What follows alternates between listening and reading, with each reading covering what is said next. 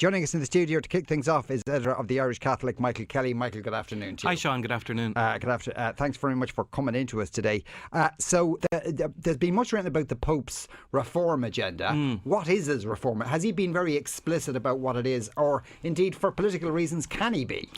Well, I think he's probably playing it a little bit cautiously. He's very different to a lot of his predecessors. One of the reasons I think why he was elected was when Pope Benedict resigned, when he stepped down in those meetings of cardinals. One of the first things that came up was the church is in need of reform. If the church is to survive, there's got to be dramatic reform. So clearly the cardinals saw in this man from Buenos Aires, Jorge Bergoglio, a man who could reform the church. Now, he set up a number of committees already, and people might say, oh, well, that's the way to bury any type of reform, putting it into a committee. But I think he realises that he has to bring people with him, that if he just starts announcing things from the top, then, it's not going to happen. But he has laid out in a number of letters and speeches that he's been given that he wants a more humble church. He wants the church that's more connected with people, a church that's more interested in everyday problems. He spoke about the church in Italy, for example, the number of empty buildings the church owns in Italy at a time when immigrants to Italy have nowhere to live when they're homeless. So I think there's going to be some very practical things like that he's pushed ahead. And already the style has changed a lot. What he wears is much less regal than previous popes. He's wearing these scuffed black shoes rather than the kind of red slippers that popes used to wear. That makes a big difference to people, I think, because it's sort of... I think it shows to people that this is a man who's in touch with real world problems. This is a man who lived in a little flat in Buenos Aires, who hasn't moved into the papal apartments in the Vatican. He's living in a guest house, queuing up with a tray like everyone else for his lunch. And people might say, well, big deal, why shouldn't the Pope queue up for his lunch with everyone else? Well, the fact is they didn't in the past. And I think this really, it humanises the office much more and moves away from this sense of the Pope just being like a medieval king. No, well, a few weeks ago, somebody made an unfortunate comparison of the Catholic Church revitalising itself, and perhaps Fianna Fáil could adopt similar tactics, or was it the other way around? I can't remember. I think it was the other way around. Yeah. Somebody was encouraging the church to take on Fianna Fáil. But funny enough, a lot of the things you said you could say about Fianna Fáil, given what they've done before. They have to appear a bit more humble and in touch with real world problems. But isn't a lot of that, Michael, just image making? It's spin as opposed to here's a thing we've actually changed. You see, I think a lot of it is image making. You could call it spin. I think at his heart, Pope Francis would say, you see, there's really nothing wrong with the message of the church. It's the way it's been presented. It's keeping away from people. It's these kind of lofty ideals, talking about kind of theology to people who, theology doesn't really matter to. They're living their real lives. So I think he's going to try to break it down rather than change it. If you look at the document he published last week, he made it very clear: no to women priests, no to abortion. He said the family must be based on our traditional understanding of marriage between a man and a woman. So there aren't going to be those dramatic changes. I think there are going to be dramatic changes to the way things are presented, and that can make a lot of difference to people. In the sense that if particularly in the Western world, if there is among Catholics that there is a perception that the church is light to moderate misogynistic, then that hasn't changed then. Well, you see, that perception is there. I suppose that's built around the idea that, the church doesn't allow the ordination of women. What he says in the document last week about that is to kind of understand priesthood has power. Now, I agree with him from that point of view, because I think our major problem in the church is not the ordination of women. Our major problem in the church is that all power is concentrated in this small caste of priests, regardless of their gender. You bring in women priests, I don't think there's any sense that that's going to change overnight just because you start having women involved in the priesthood. The people who ran the Magdalene laundries were women after all. There's this idea that somehow getting women in leadership roles in the church will solve everything. I think the key is getting more lay people involved, regardless of their gender. As a lay Catholic man, I have no role, in decision making or in governance in the church. So I think to concentrate exclusively on the priesthood, as a lot of people do, is to kind of fall into the trap of accepting this clericalized vision of the church that, to be any good within the church, you've got to be a priest. So that's the only way that we can reform things. But to be any good in the church, you do have to be a priest. That's the actual reality of it, Michael. Well, and that's what needs changed, and that's why when he talks about structures of governance, structures of decision making, it's crucial that lay people are involved in that. The people who have families, for example, this survey that the Pope has sent around now asking about issues like contraception, like same-sex marriage. I mean, there's really challenging questions in that. He says, look, how do we reach out to the children of same-sex couples who live in our parish? He's not saying, are there children of same-sex couples who live in our parish? Of course he knows it's a reality. And how does the Church reach out to those people? Those results are all being sent back to the Vatican over the next number of weeks. And, there's going to be a meeting then next October in which a bishop representing every country in the world is going to come together to try to tease those things out. So when you say about ordinary lay people having more of a say in the running of the Church, are there any indications as to what shape that might take? 50 years ago, the Second Vatican Council met in Rome and it said that there should be structures in place for that sort of thing. Nothing really has happened. It's an indictment on the Church in one way, but at the same time, it means that you have a blank canvas. So we have a Pope who is very creative, who really wants to try and engage lay people and bring lay people in at the highest levels. So he hasn't given much indication yet. He said there's a need to do it. But, at one level, that's only a soundbite. That's not a policy. I think he'll be a year in office now in March. I think a lot of people will be looking to that and this crucial summit of bishops next October, saying, what's the flesh on this? Okay, we all know more lay people should be more involved. How is that going to work itself out? How are lay people from very different backgrounds going to be more involved in the Church? I was laughing a few weeks ago. The Sunday Times ran a story that Linda Hogan, a professor at Trinity College, was going to become the Catholic Church's first female cardinal. Yeah, and what happened to that? Mary McAleese was going to become the second female cardinal. The idea that Pope Francis would look to two middle-class women in Ireland, to help him reform the Church, I'm not sure that's where he would look to first. This is a man who's come from, Buenos Aires, a very modest background in Latin America, where there's a lot of creativity in the Church that we lack here in Europe. I think he's probably going to be looking to places like that rather than to countries like Ireland if he does decide to appoint female cardinals. So that means he hasn't decided. No, he hasn't decided. No, he hasn't decided. And he couldn't at the moment. Church law would have to be changed. But, of course, the Pope can change church law. There's no problem with that. So in some future point, leave aside female cardinals at the moment, but just some sort of structure where lay people have more of an involvement. Who does that come from? Who presents the first set of proposals? Well, ultimately anyone can present proposals to the Pope. He has appointed 8 cardinals who are advising him. They're on reform of the Vatican, reform of the wider Church. They're actually just meeting this week. They've finished up another meeting this week, and one of the proposals that just came out this morning is they've advised him to set up a special commission based in the Vatican which can monitor the Church all around the world to ensure that child protection policies are being put in place. Because, okay, we say here the Church in Ireland had very robust child protection policies in place now. There are lots of parts, there are lots of places where the Church hasn't child protection policies in place at all because there isn't the awareness in the wider society of the issue. So he's set that up now. So anyone can propose reform to the Church, but ultimately it's the Pope that has to put his stamp on that and has to give it the approval. His authority remains supreme. Yeah. So those proposals actually come from him first?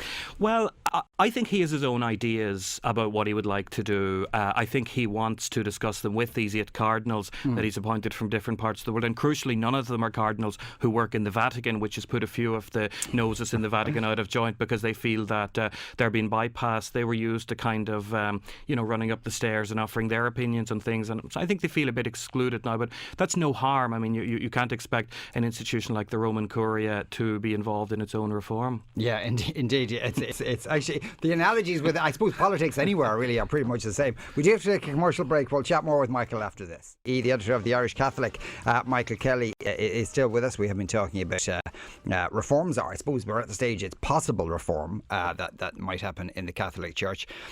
Within, you did say about that the Curia is not going to be too keen on this kind of reform.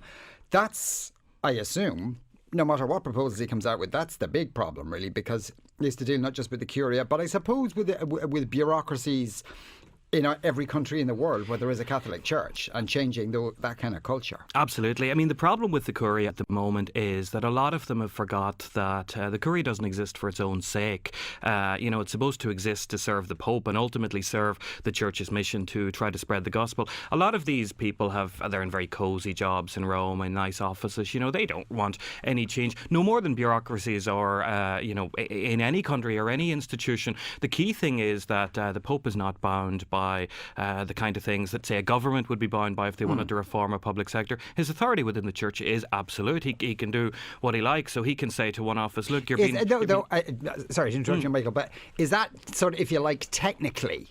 but that, the real world situation, he knows that the Curia could make his life hell if they wanted to. Oh, they can make his life very difficult, so he has to tread carefully. But the key thing is getting his people that are handpicked by him, into being in charge of the various offices, because he's 76 years of age. I mean, he can't completely go around reforming every office in the Vatican. But if he gets people who he trusts, people who share his vision, they can do it one department at a time. And one of the key things that he seems to be talking about is this idea of, relocating offices, maybe having one Vatican office in New York, having another Vatican office in Hong Kong. That kind of breaks up a little sort of cartel thing as well, because, these guys gather in the coffee shops around Rome, and they're grumbling about things. They don't like change. So if they're in different parts of the world as well, they're getting a bit more exposure rather than being in that bubble that exists around the Church in Rome. I have to say the Italianization of the Curia has not always been a very healthy thing as well. There are patterns of behaviour in Italian society that don't help in the governance of the Church. Ben says early next year, Pope Francis will promote people from Africa, South America and Asia. This reflects the demographic reality. Christianity is dying out in Europe, says Ben. Is there that kind of feeling that perhaps the Catholic Church is shrinking, and this is an inevitable process? If you talk to cardinals in Rome, a lot of them will say to you, look, Europe is the sick man of the world. It's time, to leave Europe be in the short term. Others will say, no, Europe is the place where, the cradle of Catholicism, and a lot of energy has to be put in there. I think there's a sense in the global Church that if a renewal of Europe is going to happen, it's going to come from the newer churches. It's going to come from Latin America. It's going to come from Asia. A lot of Europeans they're just tired with the whole Christian idea. A lot of people I meet have no particular strong objections to Christianity. A lot of people are not angry or irate against the Church. Many are, but a lot aren't. They're just not bothered by it. They're just not moved by it. It's really of no interest to them. They don't see it as relevant to their lives. There's a kind of a tiredness around it. And I think the European Church and European bishops have really struggled with how to present it in a way that can kind of move beyond that. So the fact that it was the first non-European Pope in 1300 years, I think he's already shaking things up. Even people who aren't very religious seem to like him and are taking an interest in the papacy that they didn't in the past. That's a very positive thing. In the Western world, though, it's still there, and one imagines it's going to be there for generations to come. Say Catholic Church, you're going to think cover up, sexual abuse cover up. Absolutely. I mean, and that is what is so damaging to the Church's mission, that the Church, when it should have been the one place where vulnerable children and people in trouble could find solace. The whole idea of sanctuary comes from the idea that no matter what trouble is involved, you should be able to find solace in the Church. Yet children were abused, and I think what is the wider betrayal and what really annoys people is the fact that bishops, senior people within the Church who should have done something about it and could have done something about it, consistently refuse to. Reading the Murphy report into abuse in Dublin, one of the saddest things about that, in every single chapter there's a place where you could just put an asterisk and you could say that's the moment when if Bishop X or Bishop Y had have acted properly, all these children down here wouldn't have been abused. So I think it's really important that the Church doesn't try to move on from that. It should always be part of the story of the Church, because that kind of corruption recreates itself if it's not remembered. It'll always be the story of the Church. I suppose for Christians, for Catholics, it's the institution that we go on loving anyway. We go on finding solace in. We go on finding meaning in. It's a very difficult thing as a Catholic in Ireland, to kind of look upon your Church with all of these mostly self-inflicted wounds, look on how many people it damaged and still say, well, look, you know what, I am a Catholic. I go to church every Sunday. My faith is important to me. It's a difficult space to occupy in many ways. I mean, apart from never forgetting everything that happened, There isn't any possibility of, in some other part of the world, a similar scandal erupting? I think this is the big problem. We have a very heightened awareness of child abuse in Ireland now, not just in the church, but in the wider society. There are all parts of the world where this is still very much a taboo issue, even in the wider society. That's why this office that the Pope has announced he's setting up today, which will monitor guidelines around the world, that's something that I think is a very positive thing. You can go to parts of the developing world and say, look, I know that you don't think that child abuse is an issue in your area. Let me assure you it is an issue, whether it's known about or not. Let's get these procedures in place. And I think that's if the church owes anything to the world, it's to be a kind of leader in those issues, to learn the lessons from the mistakes that the Catholic Church has made in countries like Ireland, in countries like the United States, and say, for the love of God, we're not going to allow these mistakes to take place in other places, so that we're not 40 years from now, bishops in some other part of the world saying, I didn't know that abuse was an issue. I didn't know that a priest who was abused would reoffend. We do know in this country, so that's a learning that I think we have an obligation to pass on. There's a lot of texts have come in, to be honest with you, Michael, most of them negative. In Ireland, is the Catholic Church irreparably down? It'll never be what it was in this country. No. And in some ways that's a good thing. It should never have been what it was in this country. I mean, this cosy coalescence between Irish nationalism and Catholicism that led to this state which was ridiculously Catholic. I mean, the idea that well over 90% of people were going to Mass on a regular basis. There was just an unreality about that. I think Ireland is an extreme kind of place. I mean, in the 1950s, we were the most Catholic country in the world, much more so than Italy or Spain or any of those places. I think the level of anti-Catholicism you find in Ireland now is very extreme.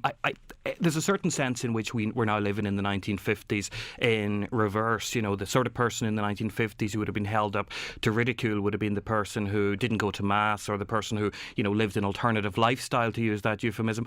Almost now, the people who are held up to ridicule are those who do go to Mass. So I think we have kind of swung to an opposite extreme.